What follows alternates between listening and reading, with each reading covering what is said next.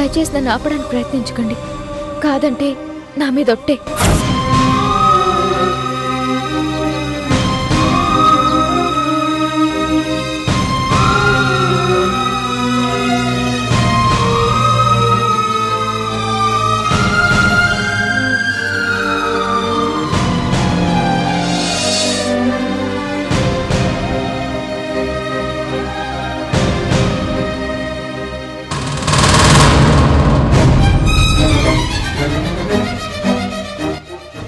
ఎలా ఉంది ఇల్లు?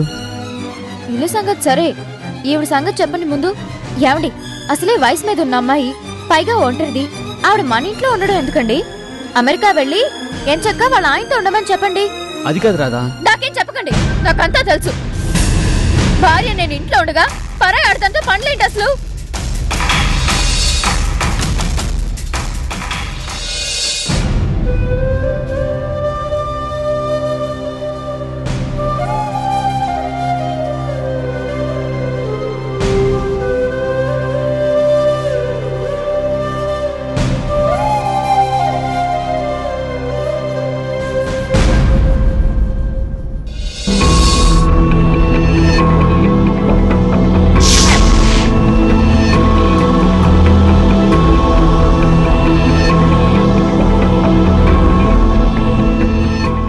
దయచేసి ఈ నిజాన్ని మనిద్దరి మధ్య ఉండనివ్వండి.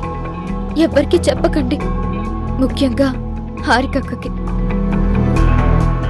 అలా చెప్పనని మాటివ్వండి.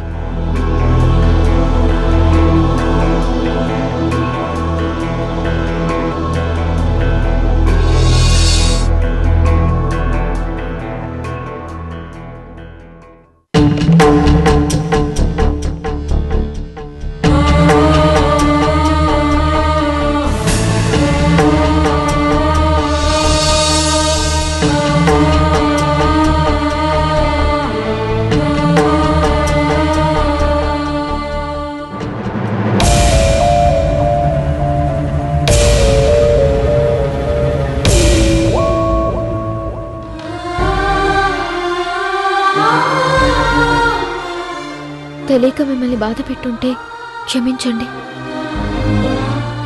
తెలియక నేను చేసిన తప్పుకి నువ్వే నన్ను క్షమించాలి. మీరు కావాలని ఏ తప్పు చేయలేదు, నాకు తెలుసు. అక్క, టెడ్డీ జాగ్రత్త. మీరు బాధపడి వాళ్ళని కూడా బాధ పెట్టకండి. ముందా కళ్ళు తుడుచుకోండి. మీ కళ్ళల్లో నీళ్లు చూస్తే అక్కకు అనుమానం వస్తుంది. అదే కనుక జరిగితే నేను వెళ్ళేది పుట్టింటికి కాదు, శ్మశానానికి.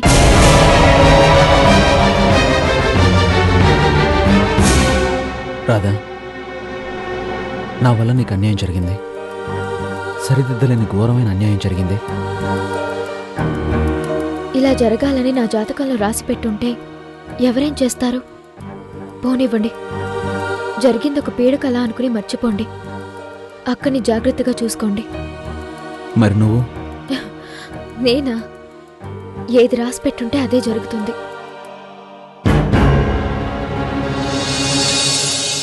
రాధా,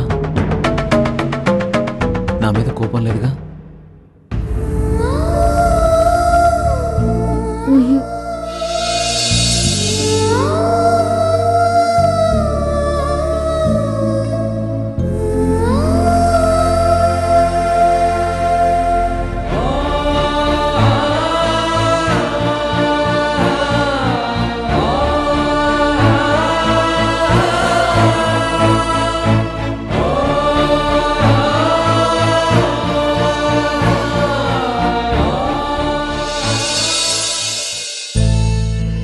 డాక్టర్ బాబు, ఇన్నాళ్ళు మా రాధని ఎంతో అభిమానంగా చూసుకున్నారు. దానికి ఏ కష్టం కలగకుండా సొంత మనుషుల్లా ఆదరించారు. మీ మేలు ఈ జన్మలో మర్చిపోలేను బాబు.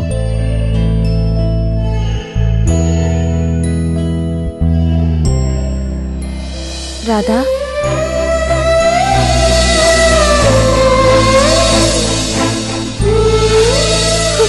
రాధా,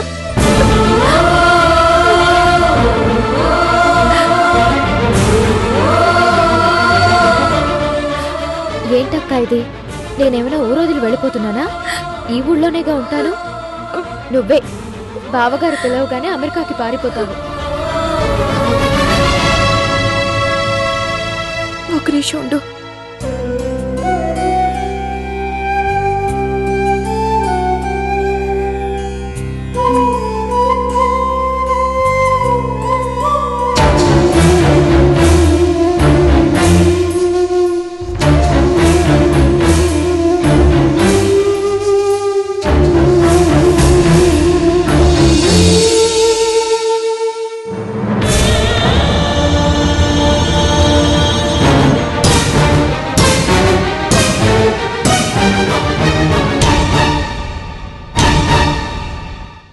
రాధా, నువ్వెక్కడున్నా సుఖంగా ఉండాలి.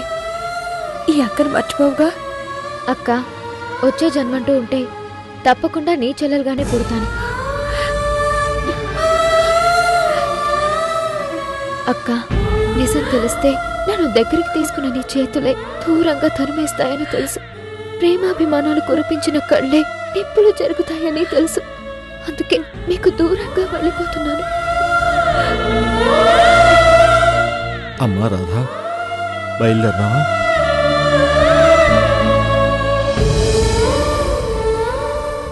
चलते चलते मेरे ये गीत याद रखना, कभी अलविदा ना कहना, कभी अलविदा ना कहना। चलते चलते चलते चलते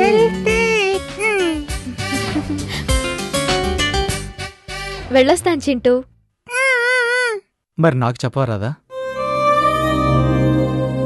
వెళ్ళొస్తాను గోపి గారు. Bye teddy. Bye aunty. రామ్మా.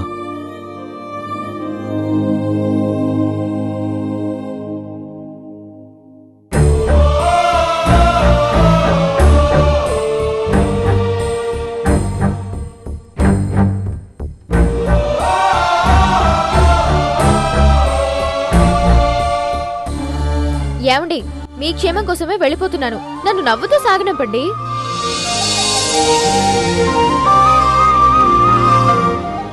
ఏడాదంటే ఎంత చిటికలో గడిచిపోతుంది. వెళ్ళొస్తాను.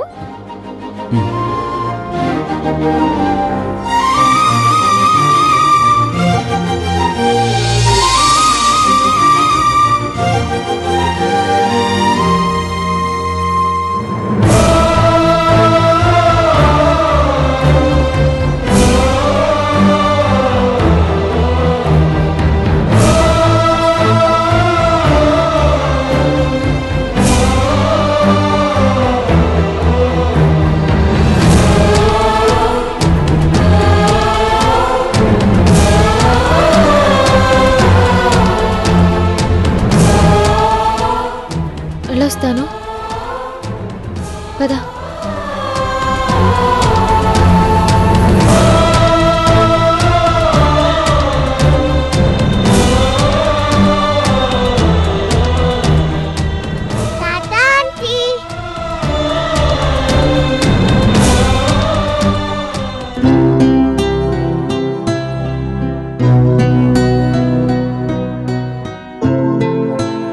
పాపం పిచ్చి పిల్ల. ఆ రాధను చూస్తుంటే కడుపు తరుక్కుపోతుందండి.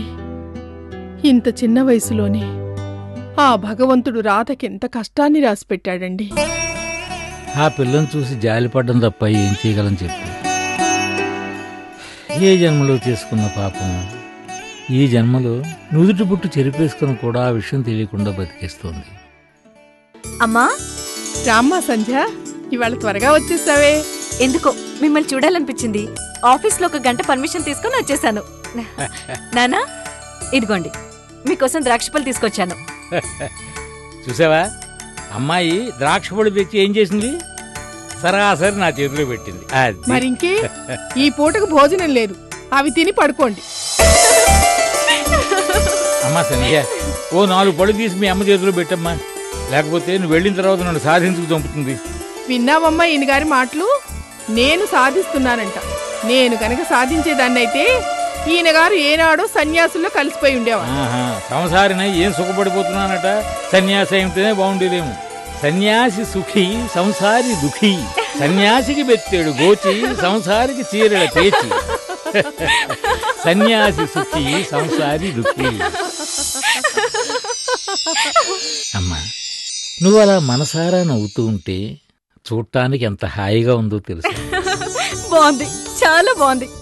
సంసారికి చీరలు పెంచి సన్యాసికి పెద్దడుగోచి. చెప్పమ్మా, ఇంకేంటి సంగతులు? ఏమున్నాయమ్మా? రాధ వాళ్ళింటికెళ్ళింది. వెళ్లే ముందు మన ఇంటికొచ్చి నీతో చెప్పమని మరీ చెప్పి వెళ్ళిందమ్మా. పుట్టింటికి వెళ్ళడం అంటే ఇంక రాదా అమ్మా? ఇక రాదనే అనుకుంటున్నాం. పిచ్చిపిల్ల ఇన్నాళ్ళు అందర్నీ నవ్వుతూ పలకరించేది. తను మాత్రం తనకే తెలియకుండా కొండంత విషాదాన్ని మూటగట్టుకెళ్ళింది. అవునన్నా, కనీసం వెళ్లేలోపైనా రాధకి అసలు నిజం తెలిస్తే బాగుండేది. తెలిస్తే మాత్రం ఏం చేస్తుందమ్మా? గుండె పగిలేలా ఏడవడం తప్ప. అయినా ఇది ఒకందుకు మంచిదేలే. అవునమ్మా, కనీసం నిప్పులాంటి ఆ నిజం తెలిసేదాకా అయినా తన లోకంలో తన ప్రశాంతంగా బతకగలుగుతుంది. హారికన్ మెచ్చుకోవాల్సిందే నాన్నా. నాకు తెలిసి ఈ లోకంలో ఏ ఆడితే అంత త్యాగానికి పూనుకోదు. మీరన్నట్టు రాధ ఎక్కడున్నా సంతోషంగా ఉంటే అంతే చాలు.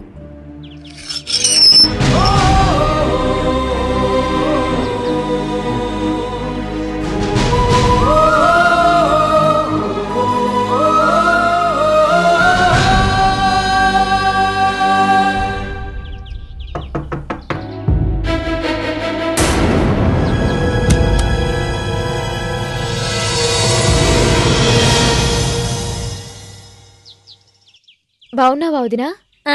బాగానే ఉన్నానమ్మా. మహాలక్ష్మి, రాధకి కాళ్ళు కడుకుట నీళ్లు. చూడండి, కాళ్ళకి నీళ్ళివ్వు, టైంకి కాఫీ ఇవ్వు అని మీరేం నాకు చెప్పనక్కర్లేదు. ఇక మీదట రాధ మన ఇంట్లోనే ఉంటుందని చెప్పారుగా. ఇంట్లోనే ఉండే వాళ్ళకి కొత్తగా ఈ మర్యాదలెందుకు? మహాలక్ష్మి, ఏంటా మాటలు? ఉన్నమాటేగా అన్నాను. ఇంట్లోనే ఉన్నవాళ్లు ఒకరినొకరు ఏవండి అని పిలుచుకోవడం ఎంత కంపరంగా ఉంటుందో లేనిపోని మర్యాదలు చూపిస్తే కూడా అంతే ఎబ్బెట్టుగా ఉంటుంది. మహాలక్ష్మి, మాటికి రాధ ఇంట్లో ఉండిపోతుందని నువ్వే గుర్తు చేయనక్కర్లేదు. రాధ ఎక్కడ ఉండాలనుకుంటే అక్కడ ఉంటుంది, ఎన్నాళ్ళు ఉండాలనుకుంటే అన్నాళ్ళు ఉంటుంది. అది దానిష్టం. అంతా తనిష్టమే. నేను కాదంటే మాత్రం చెల్లుతుందా? పడనిస్తారా? అమ్మా, ఆడపడుచు గారు రండమ్మా. వదినా, ఏమా పిలుపులో మర్యాద చాలేదా? అమ్మా, ఆడపడుచు రాధాదేవి గారు లోపలికి రండమ్మా. మహాలక్ష్మి, ఏమిటా వేళకోళం? అయ్యో నా రాత, నా బతుక్కి తోడు వేళకోళం కూడానా? మీరేగా మర్యాద చేయమన్నారు. మర్యాద? వదినా, అన్నయ్య ఏదో అంటే దాన్ని పట్టుకుని. అంతేనమ్మా, పేరుకి సంసారం నాదే అయినా పెత్తనం మాత్రం నీది మీ అన్నయ్యదేగా. మీరు అనేవాళ్లు నేను పడేదాన్ని. కాళ్ళు కడుక్కొని వంటగదిలోకి రామ్మా, కాఫీ కల్పిస్తాను. లేకపోతే మా చెల్లెలు రాగానే కాఫీ కూడా కలిపివ్వలేదు అని మీ అన్నయ్య నన్ను దెప్పుతారు.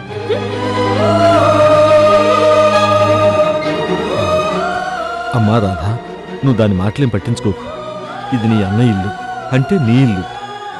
నీకు అడ్డు చెప్పే హక్కు ఎవరికీ లేదు. మనుషులే శాశ్వతం కానప్పుడు హక్కులేం శాశ్వతం అన్నయ్య. ఏంటమ్మా నువ్వనేది? దయచేసి నా గురించి వదిన్ని ఇబ్బంది పెట్టద్దు. ఏంటమ్మా, మీ వదిన మాటలకు బాధపడుతున్నావా? అదొట్టి పిచ్చిది. ఒక్కోసారి పూనకం వచ్చినట్లు అరుస్తుంది, ఒక్కోసారి నెత్తిన పెట్టుకుంటుంది. దాని సంగతి నీకు తెలుసు కదమ్మా. అర్థం చేసుకో. నువ్వు కొంచెం సర్దుకుపోవాలమ్మా.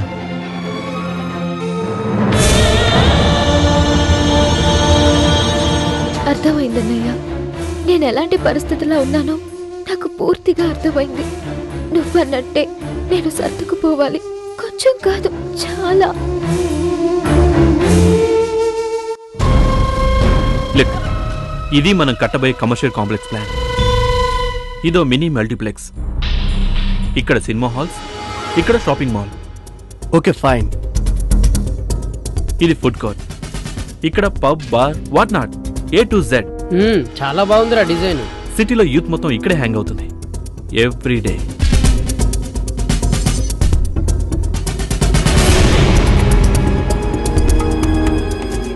Hi hi sister. Sister. Hello.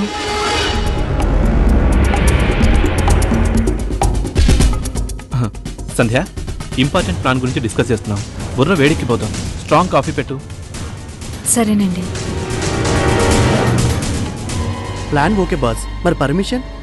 నోట్ల కట్టతో కొడితే రాని పర్మిషన్ అంటూ ఉండదు. లివ్ ఇట్, అన్నీ నేను చూసుకుంటాను. అది సరే, మరి ఫ్లాట్ సంగతి వాళ్ళు ఒప్పుకోలేదన్నావుగా. డోంట్ వరీ, అందరినీ నేను ఒప్పిస్తాను.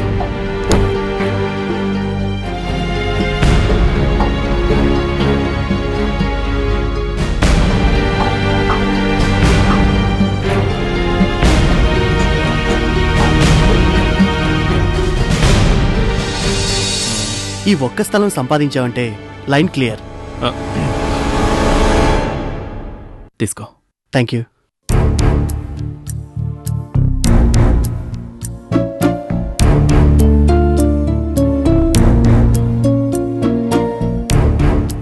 ఏ స్థలం గురించి మీరు మాట్లాడుకునేది? ఆనంద్. అదే ఆనంద్ అంటే నేను. అంధేరి, బాంబేలో కొనబోయే స్థలం గురించి అన్నమాట. బాంబేలోనా? బాంబేలోనే సిస్టర్, బాంబేలోనే. బాంబేలో మన కోసం ఓ డూప్లెక్స్ హౌస్ కట్టడానికి ప్లాన్ చేస్తున్నాను.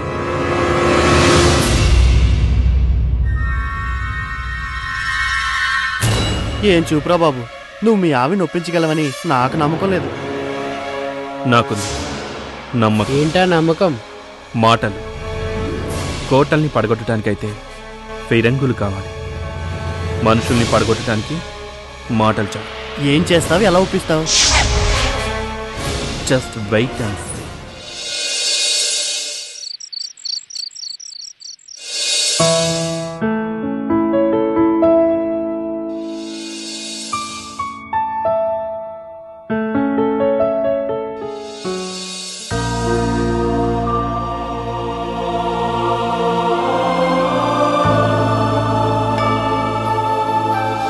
అరే, అప్పుడే వంట చేయడం అయిపోయిందా? వడ్డించడం కూడా అయిపోయింది. రా, వంకాయ కూర అద్దరిపోయింది. ఏంటి వంకాయ కూర? అవును, టెంకాయ కూర అన్నట్టు వినపడిందా? వంకాయ కూర మీరు తింటావా? నిన్ను తినమన్నానుగా, కూర్చో. అంటే అక్క ఏది పెడితే అది తినేయడమేనా? ఏదేమిటో చూసుకొని అవసరం లేదా? వంకాయ కూర మీరు తినరు కదండి. అసలు ఇంకా వాసనే గిట్టదక్క. మా పెళ్ళైన కొత్తల్లో ఇలాగే ఒకసారి వంకాయ కూర చేస్తే ఎంత పెద్ద గొడవైందని.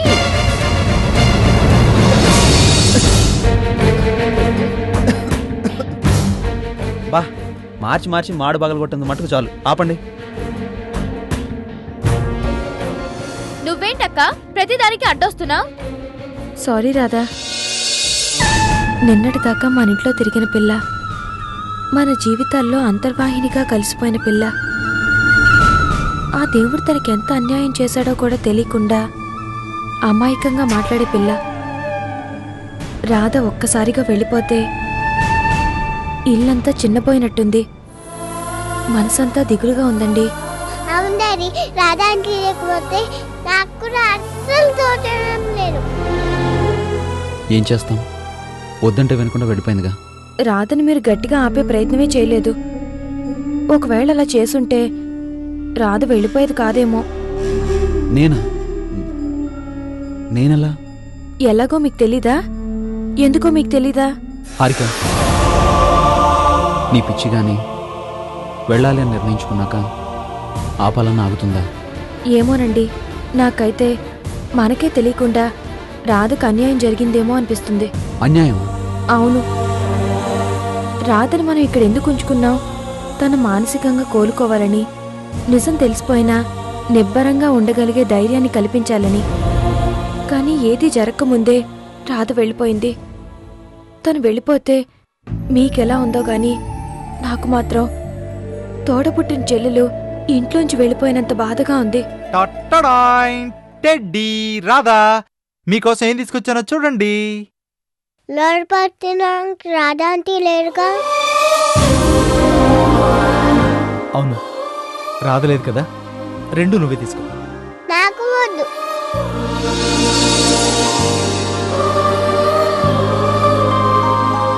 చూసావా గోపి, రాధ పుట్టింటికి వెళ్ళిపోయినా ఇంకా మన మధ్య ఉన్నట్టుంది. ఏంటోరా, కళ్ళు మూసినా తెరిచినా రాధే కనిపిస్తుంది. తను లేకపోతే పిచ్చి పిచ్చిగా ఉంది.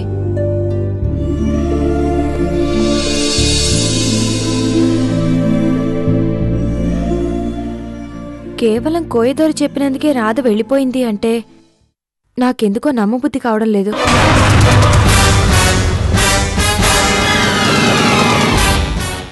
అన్నయ్య ఉదయం చెప్పలేదు, నేనే.